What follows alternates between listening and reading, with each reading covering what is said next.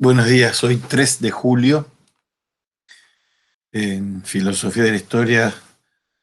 Recuerden, les estaba planteando desde la clase, la sesión pasada, que estábamos en una radical e intensa reformulación del programa.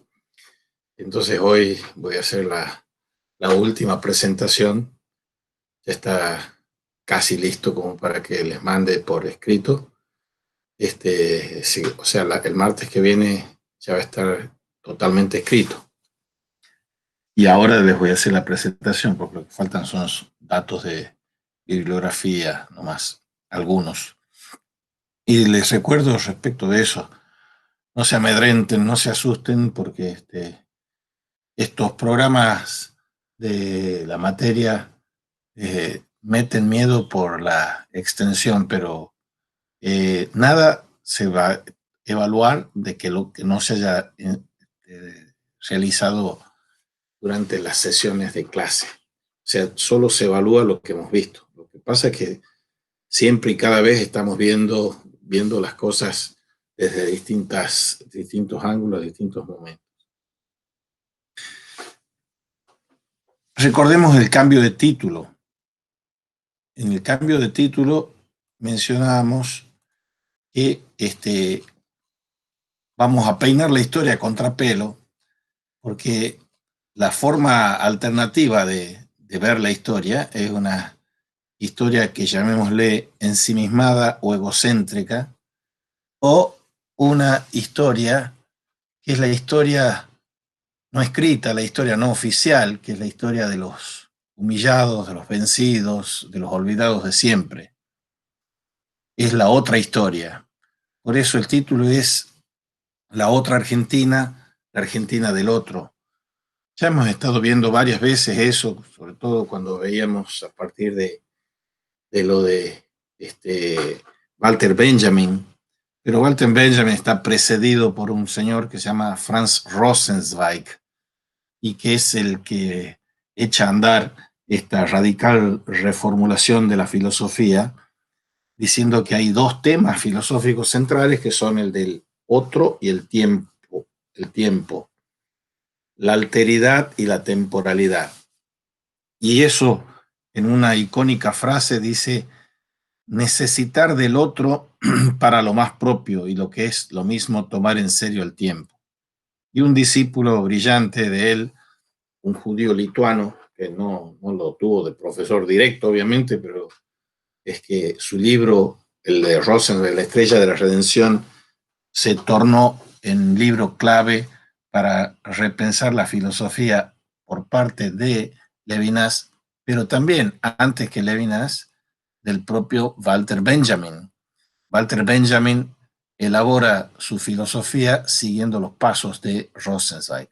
Bien, ¿qué quiere decir esta alteridad y temporalidad tomadas en serio? Que uno no puede empezar por dando fin a la vida de un hombre con un certificado de defunción. Uno no puede empezar un conflicto bélico por la firma del Tratado de Paz. Todo requiere su tiempo, y ese tiempo requerido, lo constitutivo de la historia. Bien, el subtítulo era Ensayos de Filosofía de la Historia Argentina. Pero esa otra Argentina, esa Argentina del otro, como venimos viendo, se condensa en un historial de misterios, de amor y de muerte. Esos son los ensayos de filosofía de la historia argentina. Ensayos en plural, porque son misterios de amor y de muerte, también en plural. Y ya hemos visto bastante concienzudamente, decíamos, la primera parte, y la primera parte también la hemos reformulado de la primera parte del programa, que es el módulo 1, la introducción a la filosofía de la historia, era esa que dos amores fundaron dos ciudades, y allí veíamos la tensión entre paideia, politeia, entre la república, la escuela y la democracia, para contestar a la pregunta ético-política fundamental y ético-histórica fundamental. cómo convivimos, cómo debemos convivir. Y la respuesta sumaria y provisoria es vivir y convivir con pasión por la verdad y compromiso por el bien común. Desde la tragedia educativa y la tragedia política del Homo patiens demens a la revolución dialógica y la revolución de la fraternidad del Homo patiens amans. Ahí veíamos ese documento de los obispos a los obispos. Es que ustedes ya trabajaron en el primer práctico sobre las grietas históricas argentinas. Una protohistoria de la fe, una historia del amor, una poshistoria de la esperanza, de la que se desprenden principios ético-políticos, el principio fraternidad, el principio compasión y el principio misericordia. El segundo punto que apuntamos, valga la redundancia, es sobre las metamorfosis, las transformaciones de la ciudad de Dios y de ciudad del diablo, civitas Dei, civitas diaboli, porque ellas están en el núcleo matricial de la ciudad de Dios de San Agustín, es la contraposición o el contrapunto entre, dicho simbólicamente por el obispo de Hipona, entre Jerusalén y Babilonia. Jerusalén es la Jerusalén celestial, la ciudad de los hombres que son piadosos, justos, creyentes, frente a Babilonia, que es la ciudad de los impíos, los que no creen, porque la fe es fundamental en esta concepción de la historia. ¿Y por qué? Hemos visto protohistoria de la fe, historia del amor y posthistoria de la esperanza. Sin fe, sin esperanza y sin amor no hay historia, porque la historia es y nace con el cristianismo. Y sigue siendo la historia una conformación, un complejo histórico, político, cultural, filosófico, por esta cuestión del cristianismo. Ahora, en las metamorfosis de la ciudad de Dios y del diablo, hay también, a su vez, un entramado teológico político. Y no hay que tenerle miedo ni amedrentarse por esta cuestión teológico-política, porque siempre está sea en pasiva o en activa, sea yo creyente de tal o cual credo, o sea creyente de un no credo, de un ateísmo o de un agnosticismo, siempre hay una trama teológico-política. Lo que pasa es que hay degeneraciones de la trama teológico-política cuando se convierte en autocracias o teocracias. Y eso viene sucediendo a lo largo de la historia. No hay que poner este maniqueísmo de que Dios es un principio y el diablo es otro principio. El cristianismo rechaza tajantemente cualquier maniqueísmo. Las metamorfosis de la ciudad de Dios y del diablo es a nivel comunitario lo que a nivel personal es el bien y el mal.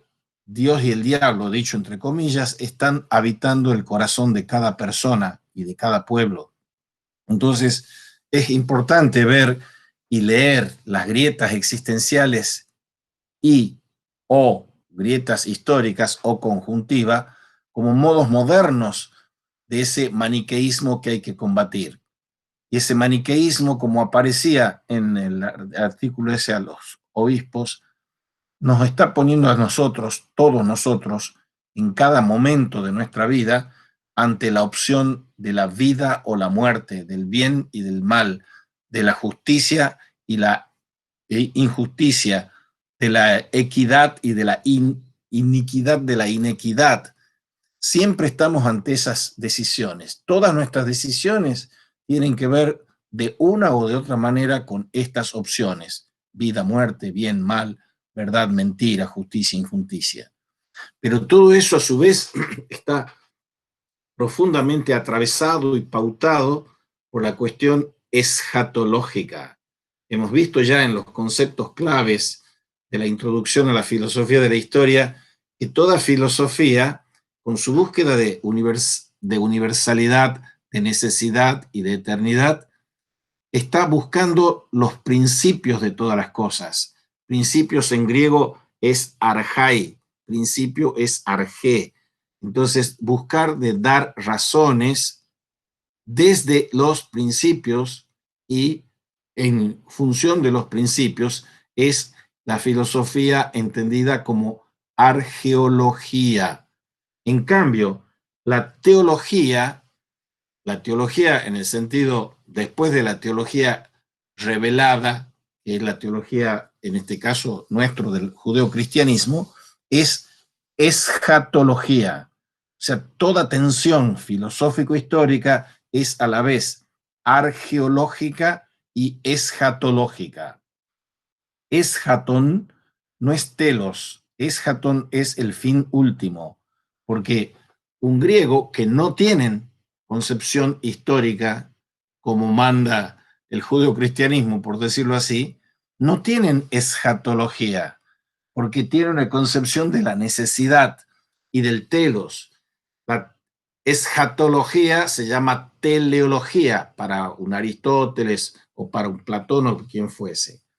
Entonces, la filosofía de la historia es el intento paradójico de sintetizar en una simbiosis argeología y escatología. Esto nos lleva en la dimensión escatológica a otro componente fundamental de lo histórico. Lo histórico no tiene nada que ver, valga la aparente paradoja de lo que voy a decir, no tiene nada que ver en su esencia con el pasado. La historia tiene que ver con la vida y con el futuro, porque la historia se cumple como historia en función de si hay sentidos para cada momento de la historia. Y el sentido de cada momento de la historia está en función directa con la cuestión de la concepción del eschaton. Por eso, sin eschaton no hay historicidad, no hay sentido de la historia. Ahora, al hablar de eschaton y de eschatología, estamos hablando de una serie de conceptos que son claves para comprender la trama en la que se inscriben y adscriben los momentos y acontecimientos históricos.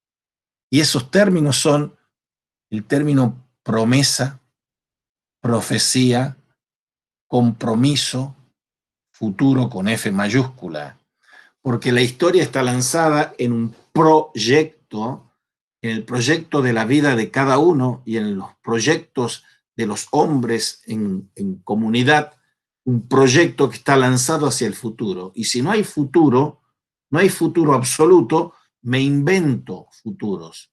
O sea, eliminar el cristianismo, como hacen tantos, secularizar en un secularismo al cristianismo, no es que ha eliminado la escatología, es que ha cambiado la escatología cristiana por una no cristiana o anticristiana, como pasa en Nietzsche o como pasa en otro sentido en Marx. Todos ellos, o en Freud, todos ellos están planteando una concepción escatológica secularizada, si se quiere, secularizada o secularista. Uno que llega tarde. Bien. En ese secularismo de la escatología se produce lo que estamos viendo de esas metamorfosis de la ciudad de Dios y del diablo. Ya hemos visto historia y destino, donde se juega esta cuestión. Hemos visto la cuestión del misterio de la historia a la teología de la historia, porque la teología de la historia es una teología de la esperanza, una teología de la fe, una teología del amor. Y eso es lo que atraviesa toda la misteriosidad de la existencia de cada sujeto histórico, que somos nosotros, y de los sujetos históricos colectivos, que son los pueblos. Hemos visto todo eso, no nos detenemos aquí, ustedes lo pueden repasar, cuando vimos Marrou, Danielou y Jean Guiton. El punto que no hemos visto todavía, y les empecé a mencionar ahora, es un punto que vamos a ver el martes que viene, para dar conclusión ahora sí a este programa definitivo que estamos haciendo. Y es basado en primero en este libro, que es el primero que vamos a ver, pero hay otros dos que no vamos a ver ahora, pero están mencionados. Ese libro es de una canadiense que se llama Margaret Macmillan, y el libro se titula Juegos peligrosos, usos y abusos de la historia. Por supuesto, yo les he planteado, estoy aquí hablando del primer módulo todavía. Ya hemos visto, y voy a repasar después de plantearles esto, que les cuento ahora nomás, las otras cosas que ya hemos visto para llegar al tercer módulo, que es el que interesa que lleguemos ahora. Esperen que alguien más quiere entrar. Ya está. Bien. Usos y abusos de la historia. Esta reflexión de los usos y abusos de la historia muestra algo que nos es desgraciadamente muy conocido a nosotros como argentinos, pero no solo como argentinos, ella no es argentina. Está mostrando cómo la historia se presta a una instrumentalización en función de crear un relato histórico que sea apropiado para legitimar todos los crímenes y delitos que nosotros queremos hacer en nombre de la historia.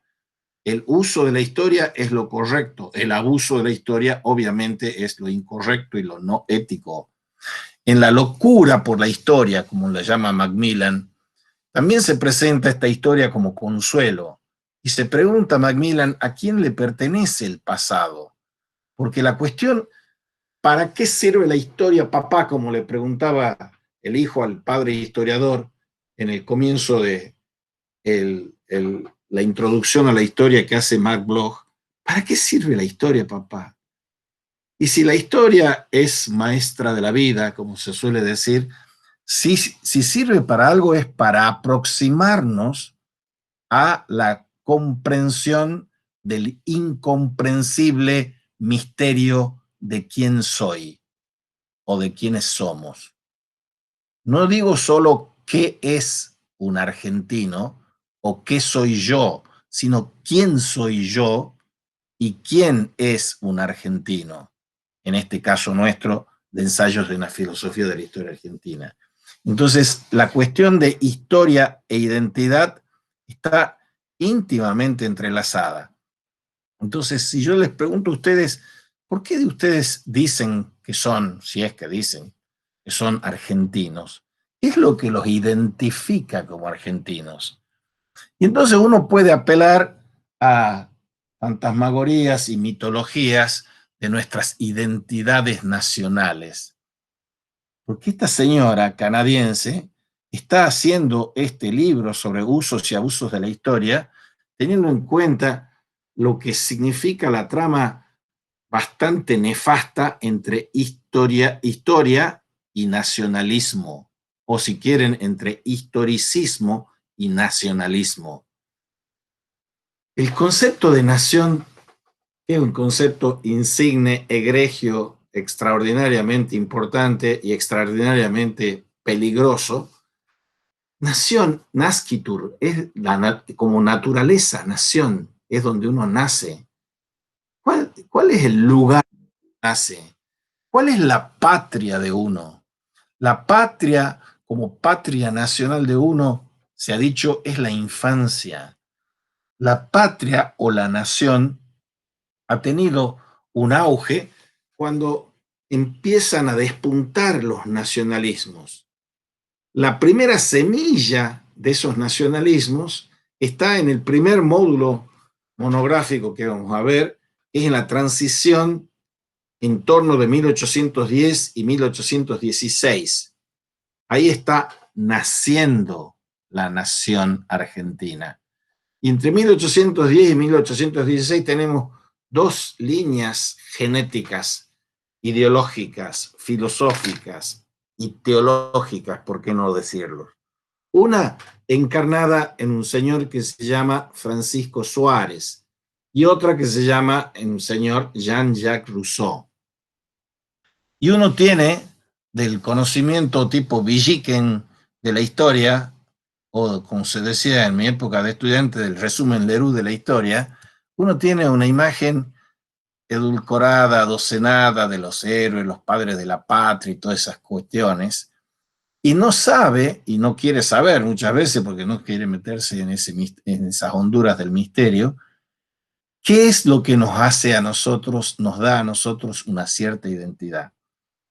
Antes de Suárez, hay otros pensadores de un calibre extraordinario que están entre el siglo XVI y el siglo XVII y XVIII, que es la escolástica española, que es Francisco de Vitoria, por ejemplo, o Bartolomé de las Casas. El proceso de conquista y colonización de este bendito suelo donde habitamos nosotros, ahí en el sur del planeta Tierra, que es una mota de polvo en el universo, ese es un pasado que tiene algo que se presenta como leyenda negra, que todo lo que hicieron los españoles es malo, y otra que se presenta como leyenda rosa. Obviamente, esos son abusos de la historia, los dos falsos. La historia de Ibero-Afro-Amerindia, este continente o subcontinente nuestro, que lo dejamos un poquito al margen por otras razones, a los norteamericanos, no a los mesoamericanos, porque los mesoamericanos forman parte del sur del Río Grande, todo es Ibero-Afro-Amerindia. Entonces, la concepción del abuso de la historia ha hecho esas segmentaciones, parcializaciones.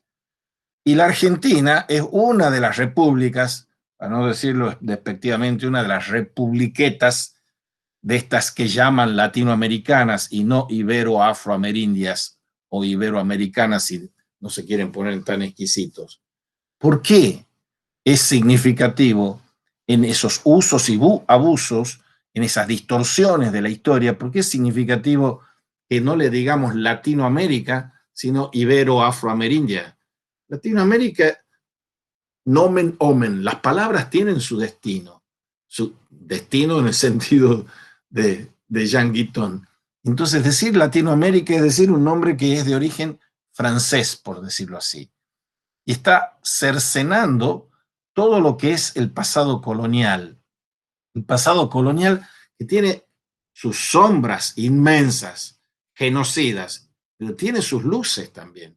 Entonces uno no puede separar maniqueamente las luces de las sombras, como no puede separar tajantemente, como hemos visto cuando veíamos Jacques Maritain, el trigo de la cizaña, que no lo está inventando Maritain. Es la mejor metáfora para mí, personalmente creo, de la comprensión de la historia. En la historia va creciendo al mismo tiempo el trigo de la cizaña y nadie pudo, puede ni podrá cortarla, arrancarla esa cizaña, porque el peligro está en que cortando la cizaña arranquemos el trigo. Por eso toda la historia y toda la filosofía de la historia está en esa situación expectante, está en pausa hasta que advenga el juicio final. Y ese juicio final es la escatología que se cumpla. Para los cristianos es la segunda venida de Cristo.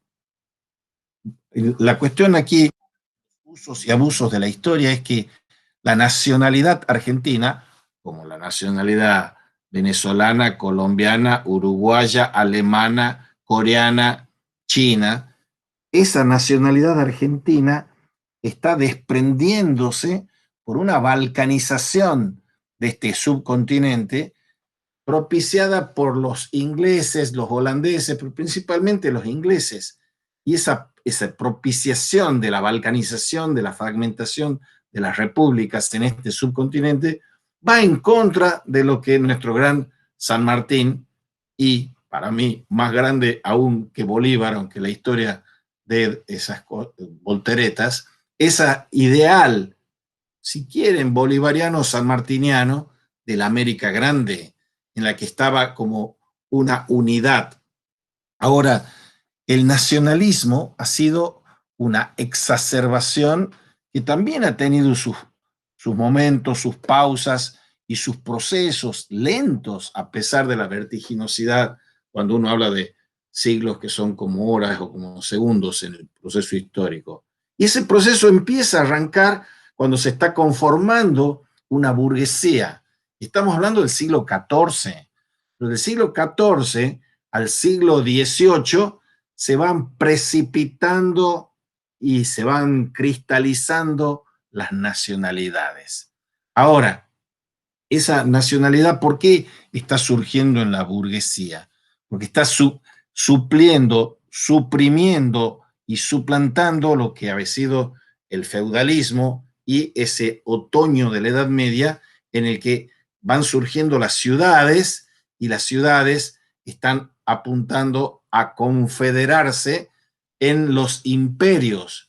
Y el gran imperio que le ha dado unidad de sujeto histórico al mundo y a la historia en general, a la historia universal, es el de Carlomagno. Por Carlomagno empieza el Sacro Imperio Romano Germánico. Ese Sacro Imperio Romano Germánico, desde el año 800, dura, digámoslo así, bruta y didácticamente, hasta el siglo XX. ¿Cuándo? En el siglo XX, hasta 1918. ¿Por qué en 1918? Porque ese es el final de la Primera Guerra Mundial. ¿Y qué tiene que ver eso? La Primera Guerra Mundial, cuando se decía la Gran Guerra, porque no se decía en plural, no se decía como primera, es la lucha de las naciones. ¿Por qué se genera esa? Bueno, hay un paso intermedio que les tengo que mencionar para llegar a eso.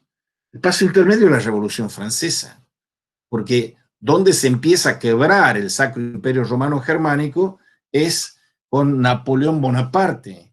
Napoleón Bonaparte es un hombre que viene de esa burguesía, que viene de ese tercer estado que se da en la Revolución Francesa. Ahí están en la Revolución Francesa los jacobinos, léase nuestro Mariano Moreno, o los girondinos más mesurados, léase nuestro Cornelio Saavedra. Ese es el primer tema monográfico que vamos a ver, y después ninguno de esos está ubicando el papel de nuestro Belgrano, que es el que sutura la grieta esa. Pero bueno, vuelvo a la Revolución Francesa para ver esa transición desde los burgos, el surgimiento de los burgos y la fragmentación paulatina y creciente de las sociedades en ese otoño de la Edad Media, hasta el surgimiento de las nacionalidades. ¿Qué pasa con Napoleón? La mejor ilustración de eso la da la filosofía de la historia de Hegel, que ya hemos visto nosotros como marco teórico en resumen denso e intenso. Y Hegel dice tesis, antítesis, síntesis es la estructura trinitaria de los movimientos dialécticos históricos.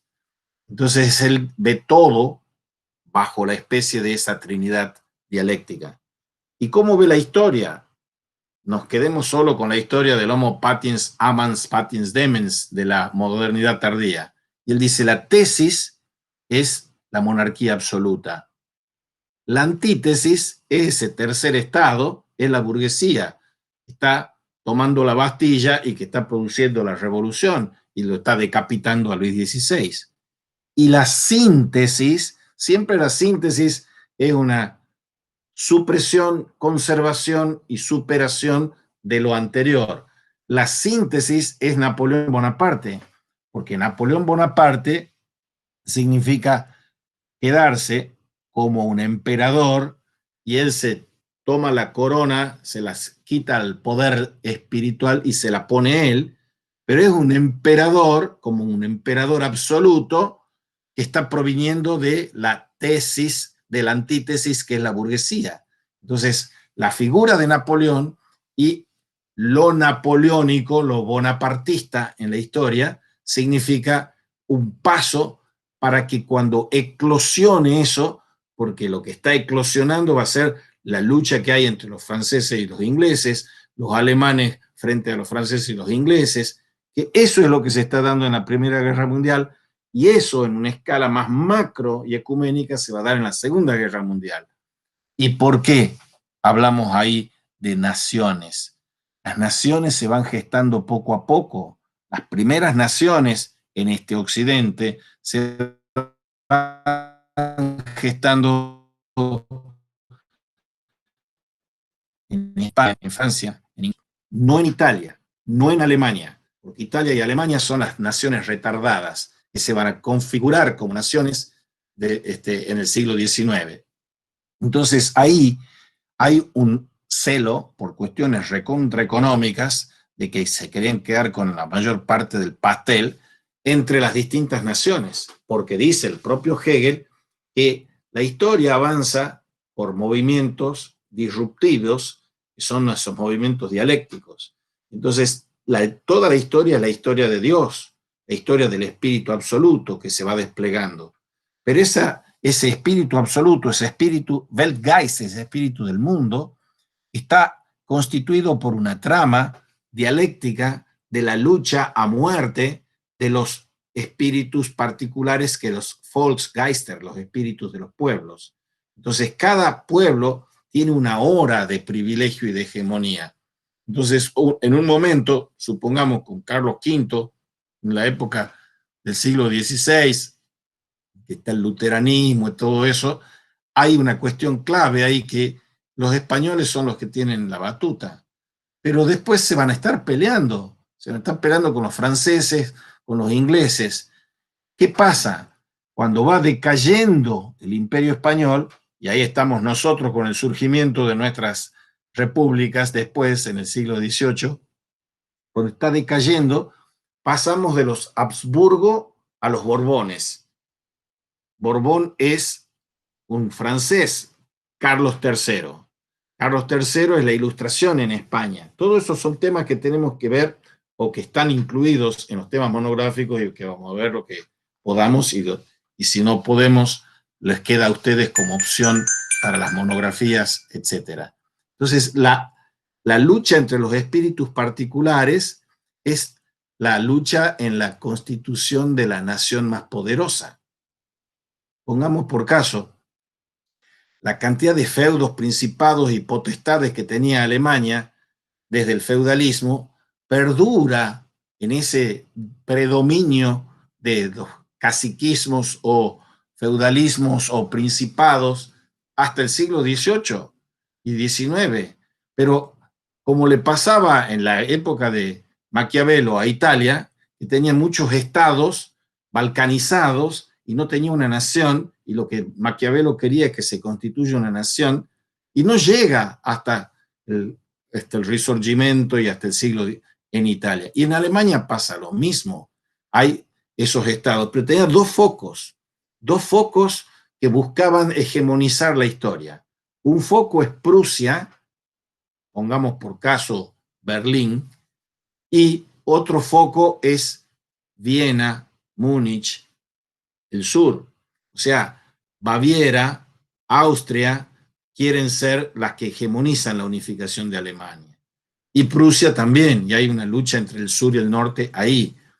Pero el nacionalismo está surgiendo cuando los alemanes en la Gran Guerra pierden y los aliados de esa Gran Guerra, Primera Guerra Mundial, ganan. ¿Qué es lo que se disputaba ahí?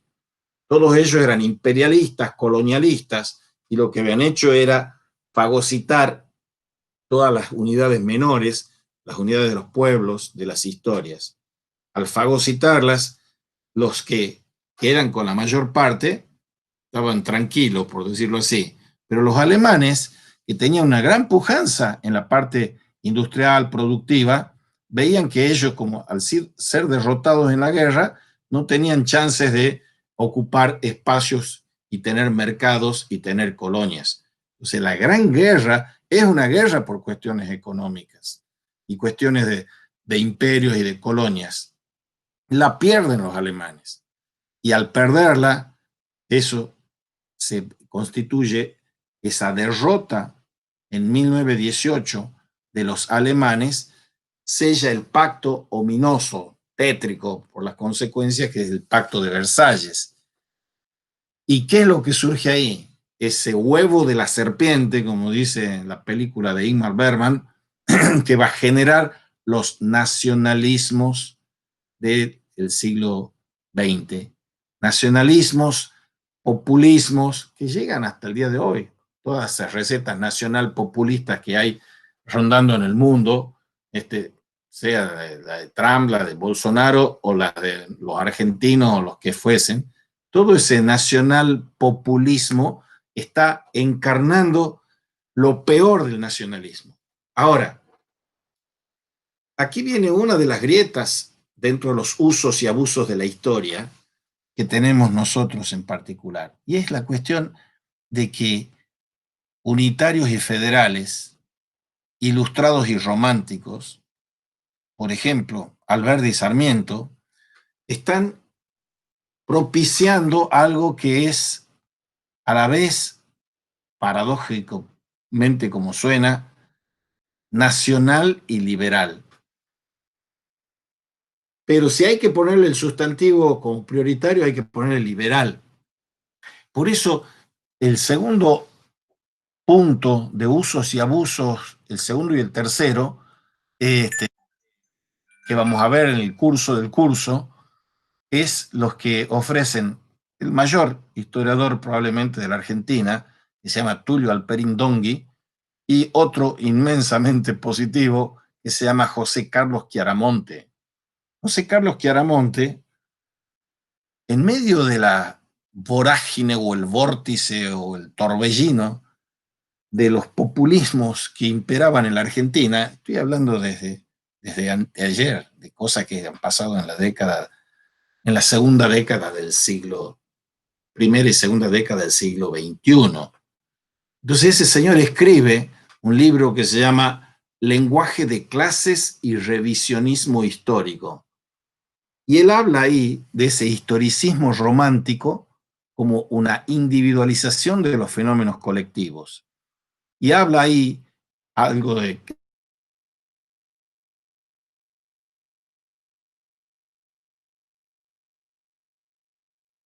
quizás un poco irónicamente o mucho, y me parece muy bien, una revisión del revisionismo.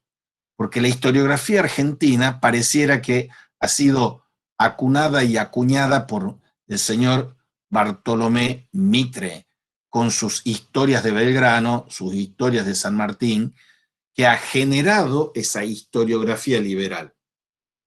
Y la historiografía liberal viene a ser contradicha por otro escolasticismo, no menos nefasto, si se quiere, por maniqueos, el revisionismo. Entonces, estos señores, que no son, estoy diciendo, Alperín Dongui y Chiaramonte, que no son fanáticos del liberalismo, pero son estudiosos y rigurosos investigadores de la historia argentina, son de los más grandes, entre otros, no son los únicos, pero de hecho para mí son de los más grandes, que son afectos a esa cuestión liberal, no en sentido ideológico y fundamentalista, están revisando el revisionismo. Porque, ¿qué relación hay entre la historia y el revisionismo? Vamos a verla y darle la voz a historiadores revisionistas. José María Rosa, Fermín Chávez, hay uno que es un periodista que perpetra ensayos históricos, que es Brienza. Entonces, el revisionismo es uno de los labios de la grieta dentro de la concepción historiográfica argentina. Y esta concepción de historia y revisionismo implica conceptos y lenguajes políticos que se dan en el mundo iberoamericano desde 1750 a 1850. Tengan en cuenta que en 1845 Sarmiento escribe El Facundo. En 1852 Alberdi escribe Las bases y puntos de partida para la organización política de la Argentina. 1853 la Constitución.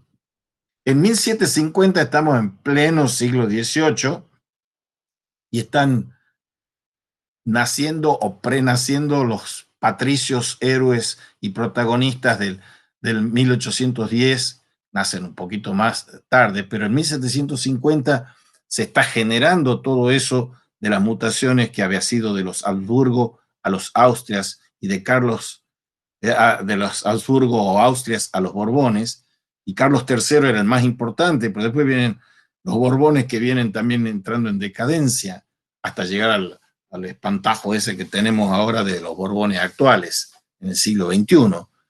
1750 se está dando ese proceso en Europa y en la metrópoli.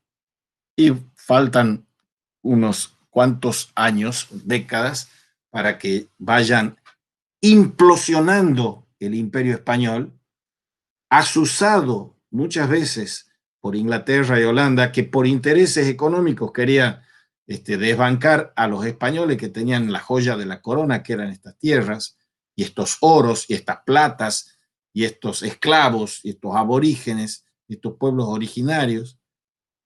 De 1750 a 1850 se va generando un lenguaje político que va a tener que ver de cómo y por qué se decanta la historiografía en historiografía liberal e historiografía revisionista. Y esos son supuestos provenientes del nacionalismo historiográfico, dice José Carlos Chiaramonte. El punto que va a haber en este mismo sentido, un poco antes, y de una importancia capital para lo nuestro, es don Tulio Alperindongui. Tiene un librito que se llama El revisionismo histórico argentino como visión decadentista de la historia nacional. Bien, eso es usos y abusos de la historia. Y ahora, también, abuelo de pájaro, muy velozmente, vamos a repasar lo que hemos visto de los marcos teóricos, que ya quedaron vistos ahí y ahora los veremos de otra manera, no ahora, hoy, sino a medida que despleguemos los marcos teóricos incardinados o inscriptos en los temas monográficos. ¿Qué significa esto? Los marcos teóricos lo hemos organizado, como saben, en bloques compactos. El primero es de San Agustín a Walter Benjamin. Solo menciono los títulos. El segundo, que es nuevo porque no lo vimos en los resúmenes, es de Francisco Suárez a Jean-Jacques Rousseau, porque eso está en la trama de Ilustración y Romanticismo que signa la polémica entre Alberdi y Sarmiento y signa la configuración ideológica y filosófica y teológico-política del siglo XIX, de que es el siglo de la independencia, la libertad, etcétera, de la Argentina en particular.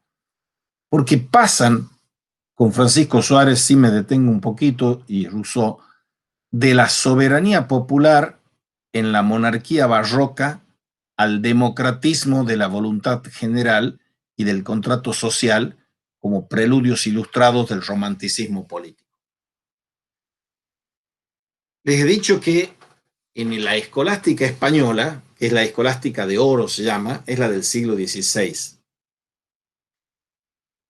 ¿Cuál era el sustento ideológico, jurídico, filosófico o jurídico, ius filosófico, filosófico-jurídico, que tenían ese gran imperio que con Carlos V comienza a expandirse y con Felipe II llega a su culminación? El imperio donde no se pone el sol. Ellos, como les venía diciendo, seguían teniendo el portaestandarte del Sacro Imperio Romano Germánico. Carlos V de España es a la vez Carlos I de Alemania. Carlos V, Carlos I. Y él trata y enfrenta y se enfrenta con esa escisión respecto del cristianismo que es de suma importancia y que nosotros no le damos mucha importancia haciendo filosofía de la historia, y debiéramos darle, es Martín Lutero y era Reforma Protestante. Porque eso también es un preludio del nacionalismo.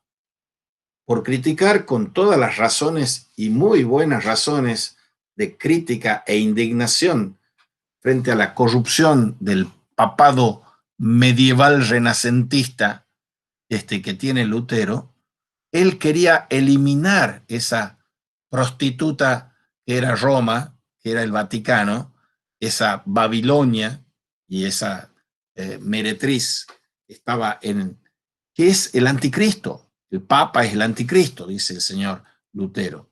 Entonces él quería eliminar eso y quería reformar para volver al origen evangélico, al origen del cristianismo primitivo. ¿Y qué consigue? Más allá de todo lo positivo que ha conseguido, no solo para el protestantismo, sino también para el catolicismo, como lo reconoce el Vaticano II en el siglo XX, ha conseguido exactamente lo contrario de lo que buscaba, porque él criticaba el dominio despótico, autocrático, teocrático, corrupto, asesino, ladrón que tenía el Vaticano, y entonces lo que ha generado es no una Roma, sino muchas Romas, porque él pasa de una iglesia así de corrupta a destruirla y a construir e instituir, sin que sea su objetivo, sino siendo lo contrario de su objetivo, varias iglesias estatales, iglesias nacionales. Entonces, en lugar de suprimir al papismo y a ese poder autocrático romano, lo ha multiplicado. Y ahora ven ustedes esos papitas que tenemos, que son los Trump, los Bolsonaro, los Putin, el Xi Jinping, el chino, todos esos son como autócratas y papas. Bien, eso, Francisco Suárez es el pensador más importante del barroco del 17 al 18, y es el pedagogo fundamental de todos los hombres que son protagonistas de la Revolución de Mayo, porque durante 3 siglos en España y aquí era el pensamiento y el pensador fundamental y fundacional para la concepción de la organización política. Los Mariano Moreno, los Manuel Belgrano, los San Martín, todos estudiaban Francisco Suárez. Pero ¿qué es lo que pasa? En el siglo XVIII se está generando la ilustración esa, el endiosamiento de la razón por los franceses, y hay uno de esos de esa generación previa, precedente de la Revolución Francesa, que es Juan Jacobo Rousseau. Ese señor Rousseau es un ilustrado, pero que es al mismo tiempo el proto-romántico. Es, a diferencia de Voltaire, que está propiciando ese romanticismo político que tanto mal ha hecho y sigue haciendo en nuestra vida. Pero ¿qué había en Francisco Suárez? Había una soberanía popular. El poder no venía de Dios. El pueblo le legaba, por un pacto de sujeción, le legaba su poder a los príncipes, a los reyes. Pero si los príncipes y los reyes incumplían las cláusulas del pacto ese, de ese contrato, como no se llamaba todavía contrato social, entonces el pueblo tenía derecho a asesinarlo, deponerlo y matarlo. Eso ya está en Tomás de Aquino. Eso se llama el tiranicidio. Si alguien incumple el pacto de ser el mandatario que recibe de los mandantes, que es el pueblo, la legitimidad del poder viene del pueblo, la soberanía popular viene del pueblo, pero es una monarquía barroca. Ya eso era un avance dentro de la concepción, dentro de la concepción que hay presente aquí en el Sacro Imperio Romano Germánico de la versión española, respecto de Francisco de Vitoria. Francisco de Vitoria es anterior a Suárez, y Francisco de Vitoria es el creador del derecho de gentes. Derecho de gentes se le dice al derecho de los pueblos. Entonces, en la época de Carlos V, había jurisconsultos, teólogos, filósofos como Ginés de Sepúlveda, que le decían a Carlos V que él debía y podía dominar sobre los pueblos aborígenes, porque estos eran amentes, no tenían mente, era un homo patiens demens, según la versión de ellos, y que ellos, que eran los muy cristianos, tenían la misión de evangelizarlos, por más que en el trámite y el negocio de evangelizarlos los saquearan, los mataran, los masacraran, etc. Entonces estaban dos versiones, ahí ya se empiezan a prohijar las leyendas rosas y las leyendas negras, respectivamente, de lo que va a ser después. Porque la leyenda negra es un invento de holandeses, de los ingleses, para disputarle después de eso a los españoles su dominio. Mientras tanto tenían los piratas y los bucaneros que robaban todo el oro y la plata en el camino de España de Iberoamerindia hacia España. Bien, entonces les decía, una cosa es la República Cristiana que todavía está unida, toda Europa está unida, antes de Lutero, antes de la secularización de Maquiavelo, antes de Copérnico, la Europa está unida, políticamente está unida, no está fragmentada en naciones. Pero eso se va, como les venía diciendo, se va quebrando, va implosionando. Entonces, cuando llegamos al siglo XVII y XVIII, la implosión está en un creyendo y lo que hay ya no son monarquías imperiales, que son monarquías imperiales que abarcan todo el mundo donde no se pone el sol. Son monarquías barrocas que van perfilándose en sus sesgos más nacionales. Pero esa monarquía barroca sí está introduciendo algo fundamental. Y este algo fundamental es la doctrina de que la soberanía y la legitimidad para ejercer el poder político proviene del pueblo. Eso no es un invento de la Ilustración. Por supuesto, cuando se ponen a discutir, y hay que leer de nuevo el Perindongui, si es Suárez o Rousseau, y bueno, la versión más sencilla es decir que es Rousseau, porque Mariano Moreno traduce el contrato social, pero no es Rousseau, es Suárez. Ya lo veremos cuando lleguemos ahí.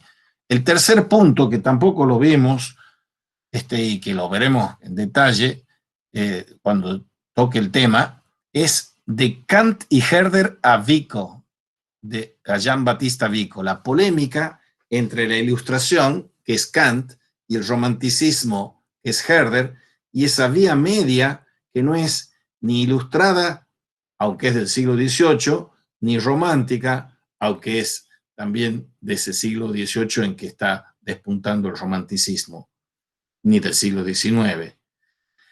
La filosofía de la historia de la Ilustración se contrapone a la filosofía de la historia del romanticismo. Y este marco teórico es esencial para ver el tema de qué es lo que está pasando en la Argentina en la generación del 37. La generación del 37 es la que forman Esteban Echeverría, Juan Bautista Alberdi y, distanciado geográfica y existencialmente, pero no ideológicamente, Sarmiento. Eso es la matriz ideológica de la filosofía de la historia del siglo XIX argentino. Está planteada como esa tensión entre civilización y barbarie, ilustración e historicismo, que son temas que veremos. El cuarto punto que sí vimos, y que lo mencionamos como título, es de Vico, del mismo Vico ese, a Hegel y Marx. Y el quinto que también vimos es la dictadura frente a democracia, Martin Heidegger frente a Jacques Maritain. Esos son los marcos teóricos. Y ya de todos esos hemos visto, tenemos que ampliar solo los de Kant y Herder y de Suárez y Rousseau, pero no lo vamos a hacer ahora. Ya vamos a empezar lo antes posible con los momentos monográficos, que son los que les voy a decir ahora. Los temas monográficos. Les recuerdo la preceptiva metodológica para aprobar esta materia. Sea cual sea el modo con el que elijan o quieran o puedan aprobarla. Tienen tres modos. La aprueban como regulares, eso significa que aprueban, digamos que en vez del 75%, que sea el 60% por el tema del coronavirus de los prácticos, y tienen la asistencia a los prácticos, obviamente, ahí sí, digamos, 70% de asistencia a los prácticos, y ustedes, si son regulares, están habilitados para presentarse en cualquier mesa, si han regularizado a fin de año la materia, en cualquier mesa para rendir examen. Y el examen consiste en que ustedes tienen que exponer, esto sí que es nuevo respecto de años anteriores, antes les decía un solo tema monográfico, tienen que hacer un esfuerzo mayor, dos temas monográficos, una reflexión filosófico-histórica sobre dos temas monográficos. Esos sí son regulares. Si son libres, tienen que hacer lo mismo, nada más que tienen una exigencia más. El libre se presenta, se anota como libre al examen y tiene una hora y media para escribir 4 o 5 carillas sobre esos 2 temas monográficos. Se tienen que hacer una síntesis quinta esenciada. Y si aprueban el práctico, el escrito, pasan al oral y en el oral tienen que defender el escrito o se le puede ampliar alguna cosa. La promocionalidad es la que aparentemente, si yo fuese alumno, elegiría esa, pero no implica menos trabajo, implica más trabajo antes de tiempo. La promocionalidad, uno se promueve si, obviamente, si ha regularizado, solo los que han regularizado pueden aspirar a promover, y la promoción significa una redacción de 15 a 20 carillas, Arial 12, espacio interlineado de 1 o de 1,5, ya le vamos a decir. Y ahí atiendan a la consigna, porque estoy cansado a lo largo de los años que no entiendan, no atiendan y no entiendan las consignas. Si no las entienden, pregunten, porque si hacen un trabajo que a veces un trabajo impresionante y que es para un 10 en historia argentina, yo le pongo un 3 o un 2, un 1, un 0 o un 4 o un 5 y no aprueban, porque aprueban con 6 para arriba. Y ese trabajo tiene que ser una reflexión filosófico-histórica sobre 2 de los momentos monográficos que paso a mencionar. El tema de la materia se llama La Otra Argentina, la Argentina del Otro, historial de misterios, de amor y de muerte. O sea, ustedes tienen que tener y manejar, aunque no lo hagan explícito, y es conveniente que no lo hagan explícito, todo lo que hemos visto en la introducción, la cuestión de las claves, sujeto, verdad, libertad y tiempo, la cuestión de los conceptos de filosofía, de filosofía de historia, la cuestión del lenguaje de historia, y tienen que manejar sí o sí, ahí sí, explícitamente, los marcos teóricos pertinentes a los momentos monográficos que les mencionamos. Y ahí les explico por qué, les decía antes, no vamos a seguir hablando de los marcos teóricos en abstracto, sino que vamos a ir insertando esos marcos teóricos, sea San Agustín, sea Walter Benjamin, sea Maritain, sea Heidegger, los vamos a ir insertando en esos momentos monográficos, sea Kant, Vico, Herder. Y por favor, todo esto que estoy diciendo no es para que lo metan en un saco que se le vaya, de agujero que se le vaya para el resumidero. Pregunten, ahora que estamos empezando, se lo vamos a seguir diciendo a las consignas. Voy ahora a los momentos monográficos. El primero se llama del siglo XVII a 1810/1816, del pacto político de Suárez al contrato social de Rousseau y sus proyecciones en la gestación de Argentina. Los acontecimientos, los hombres y las ideas en la Revolución de Mayo. El primer punto ahí es ver la antinomia entre el jacobino Mariano Moreno versus el girondino Cornelio Saavedra. Revolución y contrarrevolución desde mayo de 1810. Hay un eje vertebrador también de esta materia, que les he mencionado también, el libro de un norteamericano que se llama La invención de la Argentina, es de Nicholas Shumway, que tiene un concepto muy interesante. El concepto es el de las ficciones orientadoras. Las ficciones orientadoras son que hay ciertos relatos, ciertos textos que han constituido a la Argentina. Y esos relatos y textos son varios que ustedes conocen, por lo menos de mentas. Dos de esos relatos son el Facundo de Sarmiento y el Martín Fierro de José Hernández.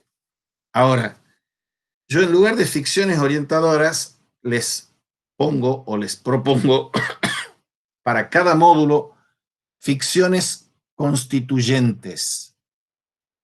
Y las primeras ficciones constituyentes para este módulo son del plan de operaciones de Mariano Moreno, y lo digo con temor y temblor, porque que sea o no sea de Mariano Moreno es una cuestión que ya ha dado que ver, y les voy a dar toda la bibliografía al respecto, si es de él o no, pero sea de él o no, está en la línea del jacobinismo. Pero otro texto que sí es de él es la representación de los hacendados.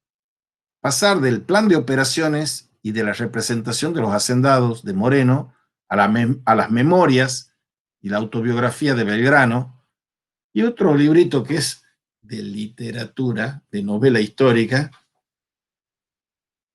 que se llama La Revolución es un sueño eterno, de Andrés Rivera.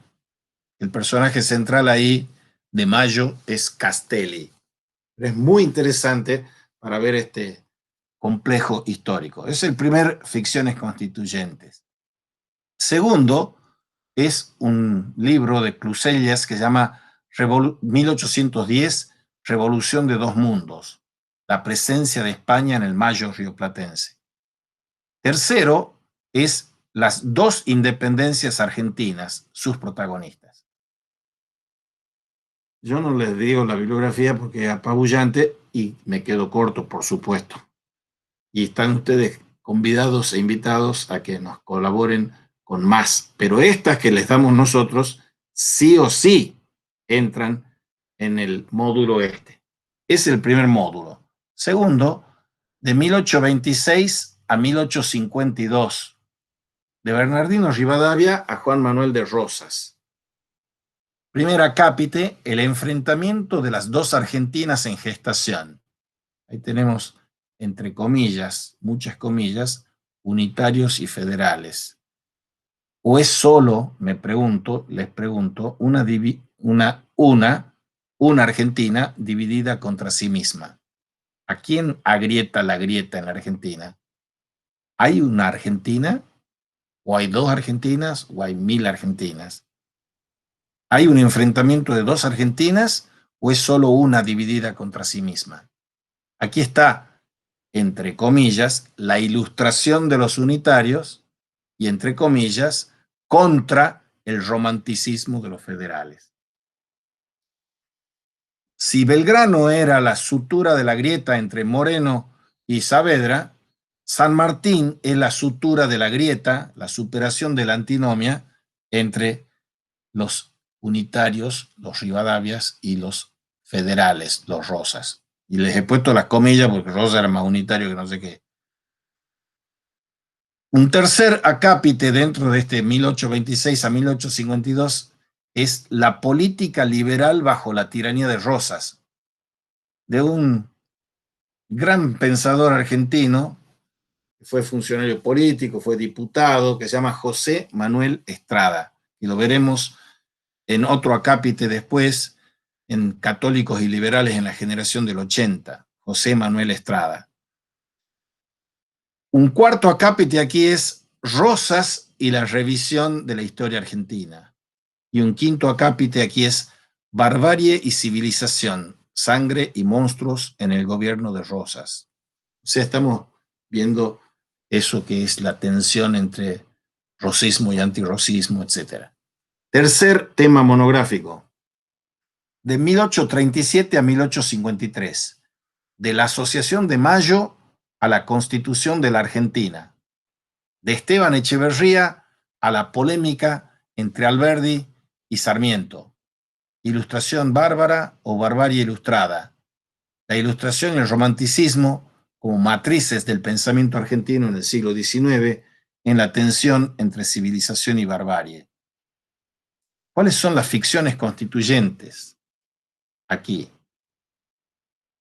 La de eso que se llama la generación del 37. La generación del 37 son unos jóvenes, donde estaban Echeverría, Sastre, estaba Alberdi, y se llama la Asociación de Mayo o la Joven Argentina. Y ellos, como Alberdi, han nacido en 1810 y están retomando 1810 y proyectando el espíritu de mayo de 1810 en un nuevo contexto. Y la primera ficción, y subrayo la ficción, porque uno lo tomaría como que es una prosa no ficticia, que es un libro de no ficción, lo pondrían en los anaqueles aquí, Bases y puntos de partida para la organización política de la Argentina, de Alberdi. Es el preludio de la Constitución del 53. Bases y puntos de partida para la organización política de la Argentina, de Alberdi. Otra es el Facundo, de Sarmiento, de 1845. Y esas ambas obras son las que han ofrecido un problemático proyecto político en el momento romántico argentino. Un segundo conjunto de ficciones constituyentes son De la cautiva y el matadero al dogma socialista, de Esteban Echeverría, y de estos a Facundo, y de Facundo al Martín Fierro y la Guerra Gaucha. La Guerra Gaucha es una obra que tiene que ver con los gauchos de Güemes y las montoneras y todo eso. Es una obra de Leopoldo Lugones. Y no es lo mismo la ficción de la cautiva y el matadero o del dogma socialista de Echeverría que el Facundo. No es lo mismo el Facundo que el Martín Fierro de Jorge Hernández, y no es lo mismo el Martín Fierro que la Guerra Gaucha. Por eso de la cautiva, el matadero, el dogma socialista a Facundo, y de Facundo al Martín Fierro y la Guerra Gaucha. Sarmiento o Hernández, el proceso al Chacho. Esos son un librito en que hay una cuestión del Chacho Peñalosa. No solo de Facundo, sino el Chacho. Facundo, Martín Fierro, tercera cápite, o las biografías de Belgrano y San Martín. Entonces tenemos Sarmiento, José Hernández y Mitre. Facundo, Martín Fierro y las biografías de Belgrano y San Martín. Las encrucijadas de la argentinidad. Por supuesto, aquí está siempre acompañado en el trasfondo, en la profunda crítica a la obra historiográfica liberal del otro liberal, que es Mitre, del otro liberal, que es Alberdi. Y aquí viene una perspectiva que es, si se quiere, de la brecha o del lado del labio de la grieta, que es historicista, que es romántica, que es revisionista. Rosas tenía un gran profesor de filosofía que había venido de Nápoles, que se llama Pedro de Angelis, y se ha hecho estudios, algunos más fanatizados que otros, sobre la dupla esta de ilustración e historicismo en el Río de la Plata. Eso es para ver cómo se conjugan ilustración e historicismo. Chiaramonte tiene varios trabajos bien enjundiosos y voluminosos, algunos de ellos, sobre el tema de la ilustración en el Río de la Plata. Pero ahí, como les venía diciendo, está revisando el revisionismo. Entonces, ver la tensión entre ilustración y romanticismo, y otro autor que está claramente enrolado en la corriente romántica es Fermín Chávez, y él ha hecho un librito sobre esa ilustración e historicismo, porque él es muy rosista y está defendiendo toda esta perspectiva desde la perspectiva del revisionismo. Pero les he dicho, están las bibliografías para los usos y abusos de la historia del costado liberal, como en Mitre, o del costado revisionista, como Chávez o cualquiera de ellos. Pasamos ahí al cuarto tema monográfico, que es de la Guerra Gaucha a la Guerra del Paraguay. De El crimen de la guerra, obra de Alberdi, y Facundo, obra de Sarmiento, o Martín Fierro, obra de José Hernández. Ahí estamos hablando de 1845, de 1863, 1869, la Guerra Gaucha, y el Martín Fierro, es la patria desgarrada. Alberdi versus Mitre y Sarmiento. José Hernández versus Mitre y Sarmiento. Las metamorfosis de la gran división argentina. Acuérdense que venimos con Civitas Diaboli, Civitas Dei, porque siempre hay una demonización del otro y una santificación mía. Las metamorfosis de esa gran división argentina de civilizados contra bárbaros, de unitarios contra federales, de porteños contra hombres del interior. Y las ficciones constituyentes son plurales, son varias. Y les estoy diciendo, no vamos a ver todo esto ahora, pero estos sí son temas sugeridos de una forma imperativa para regularizar, promover o aprobar como libres. Y todos lo pueden hacer, porque no se les pide nada que no puedan hacer. La primera ficción constituyente es la conjunción de dos libros, uno del señor Fermín Rodríguez, que se llama Un desierto para la nación, que plantean todas estas cosas, y otro de nuestro gran Tulio Alperín Dongui, que se llama Una nación para el desierto argentino. De un desierto para la nación a una nación para el desierto argentino. El segundo es ese libro que les acabo de mostrar de Carlos Gamerro, Facundo o Martín Fierro, al que yo le añado o Guerra Gaucha, le añado Lugones. Facundo o Martín Fierro o Guerra Gaucha. Un tercero es El proceso al Chacho, es José Hernández y Domingo Faustino Sarmiento. Un cuarto es Proceso Sarmiento, de Juan Bautista Alberdi.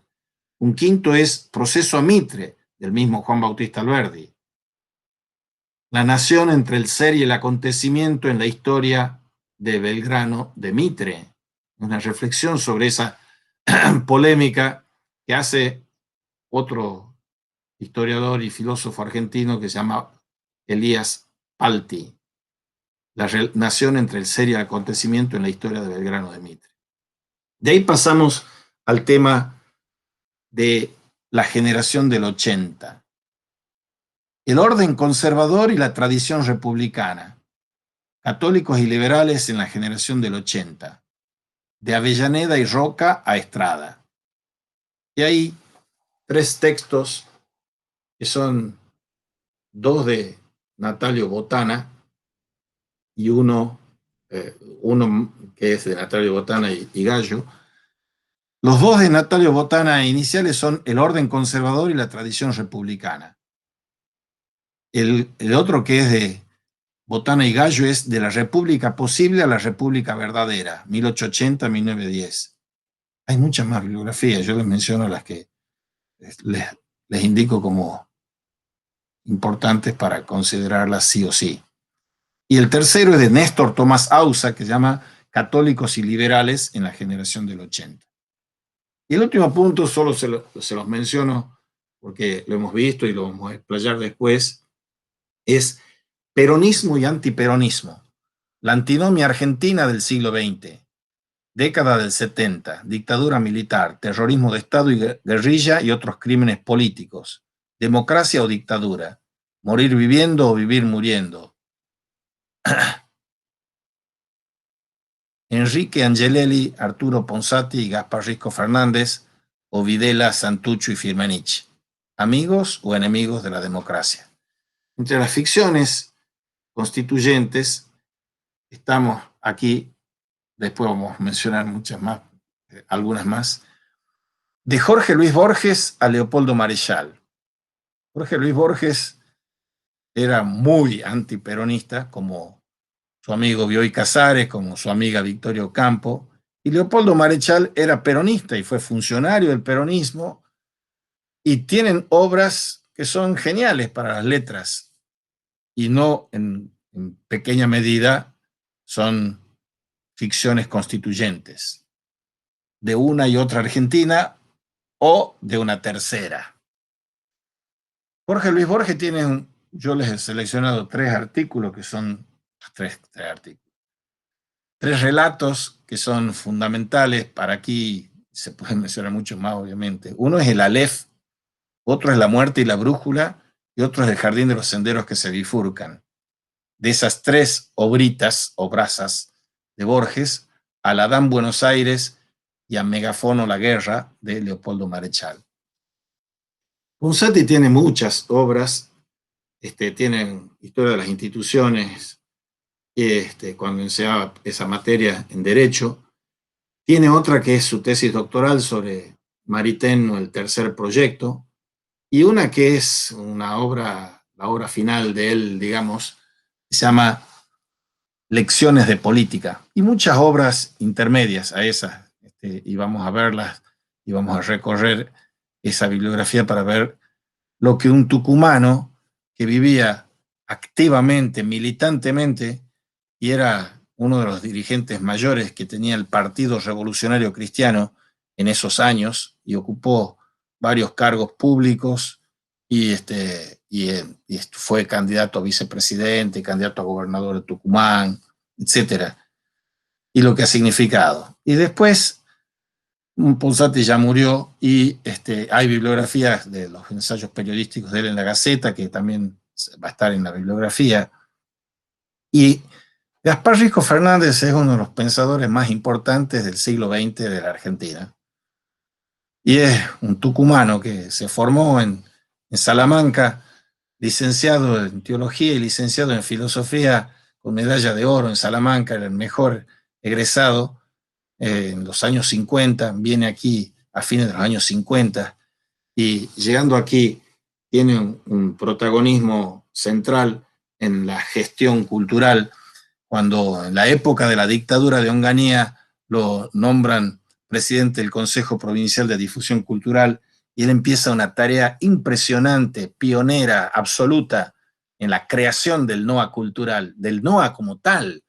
Hace un congreso sobre el tema del NOA cultural, pero hace una tarea además también revolucionaria en cuanto a un trabajo de campo, por decirlo así, mejor dicho. Y él estaba atento a no solo porque era profesor de filosofía medieval y un eximio profesor de filosofía medieval, y que hacía una lectura de Tomás de Aquino súper actualizada. Él hace una distinción entre lo tomasiano y lo tomista. Lo tomista es la versión ideológica que usan hasta los militares para justificar todas sus aberraciones. Lo tomasiano es una lectura actualizada de Tomás de Aquino que abre a esa crítica de la crítica de la razón colonial, que es pensando, daba cursos sobre eso, sobre Francisco de Vitoria, sobre lo que significaba cómo un imperio como el español tiene la garra para criticarse a sí mismo, como un teólogo, el teólogo más importante de Carlos V, habla de los títulos ilegítimos y los títulos legítimos para este encuentro o desencuentro entre los pueblos aborígenes y la metrópolis española, que era imperial, colonialista y todo lo que quieran. Entonces, Gaspar tiene ese conocimiento. Además de los ademases, es un pionero absoluto de la cultura de los cineclubs aquí en Tucumán. A comienzos de los 60 crea varios cineclubs, y después en los años 90 crea también el cineclub La Linterna Mágica, que sigue viviendo hasta hoy, La Linterna Mágica.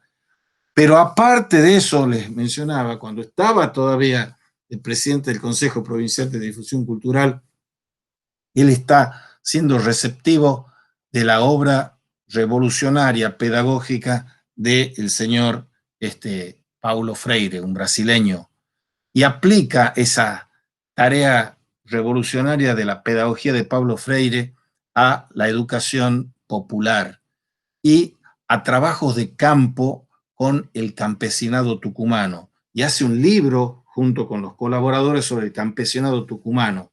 Tiene otro libro que se llama Antropología Cultural del Azúcar, que también veremos. Otro libro extraordinario que se llama Cultura y Región.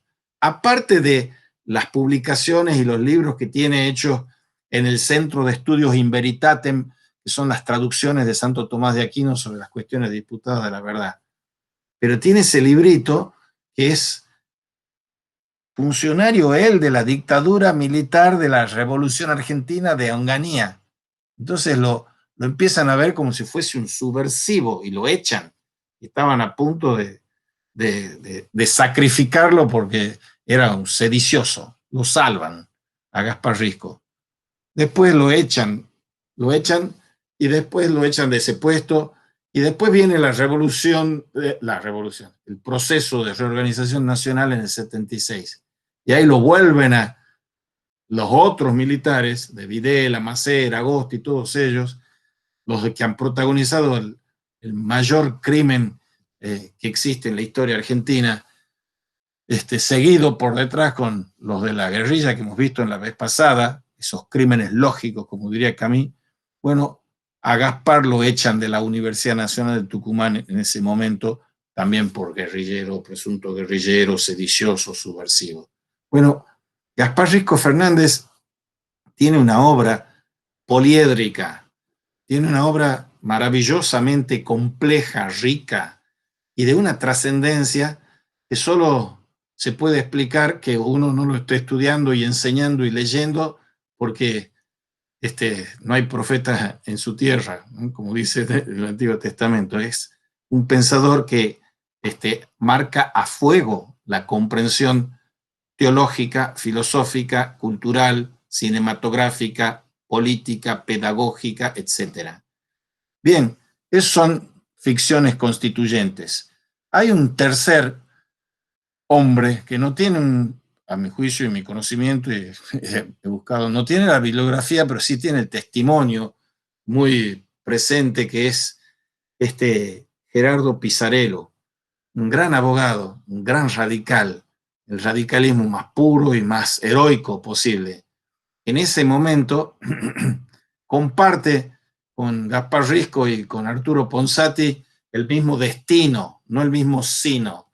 Son víctimas de las dictaduras, porque ellos fueron los que se opusieron a carta cabal, a cara descubierta y públicamente se opusieron a esa toma de las armas y defendieron a los que estaban siendo atacados de forma artera, oscura, sucia, criminal por las dictaduras.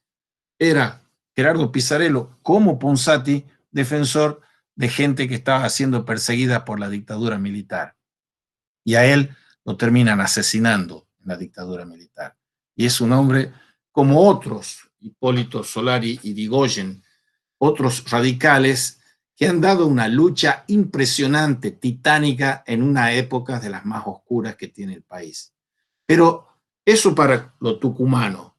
A nivel nacional se dan también personas que están suturando con su vida y con su testimonio y con su sacrificio integral, están suturando la grieta que había entre el terrorismo de Estado y las alternativas armadas que también asesinaban.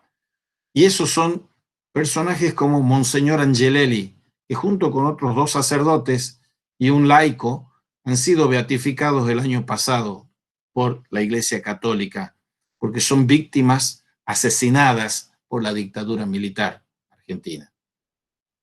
Y junto a Angelelli hay muchos más. Otro es Miñone, que ustedes ya han visto algo en la charla de los obispos, porque Miñone tenía una hija que era catequista y también es una de las desaparecidas. Y empieza un calvario en el que va denunciando. Tiene un libro que es ficción constituyente para nosotros también, entre otros, como les he mencionado, que se llama Iglesia y Dictadura, para mostrar el papel que ha jugado la jerarquía eclesial. Uy, bueno, ya se me acaba el tiempo.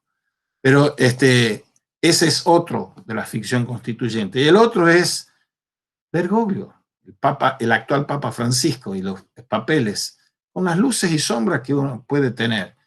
Ahora, no voy a entrar en todo lo otro que hay del peronismo, entre Dios y el diablo, porque ya lo hemos visto y lo van a tener ocasión de ver mejor. Entonces, yo les voy a hacer llegar a través de la profesora Mira y del profesor César el programa con toda la bibliografía. No es para que se lean todo eso, ni un 10% de eso. Solo tienen que leer, solo quizás lo pueden tomar irónicamente, lo que es pertinente para hacer una reflexión filosófico-histórica de dos de los temas monográficos. Iremos hablando y yo estoy abierto, y los profesores también que me acompañan, estoy abierto a modificar todas las cosas en función de lo que ustedes estén pidiendo, de lo que vayan viendo. Entonces, si les parece, ahora ya me he pasado un poco en el tiempo, así que preparen y maduren y maceren las preguntas, objeciones que quieran hacer para el martes que viene. En este fin de semana les estamos mandando el programa circunstanciado. Bueno, no sé si hay alguna pregunta de emergencia que sí o sí la quieren hacer ahora, ¿no? Bueno, entonces nos despedimos hasta el martes, si Dios quiere.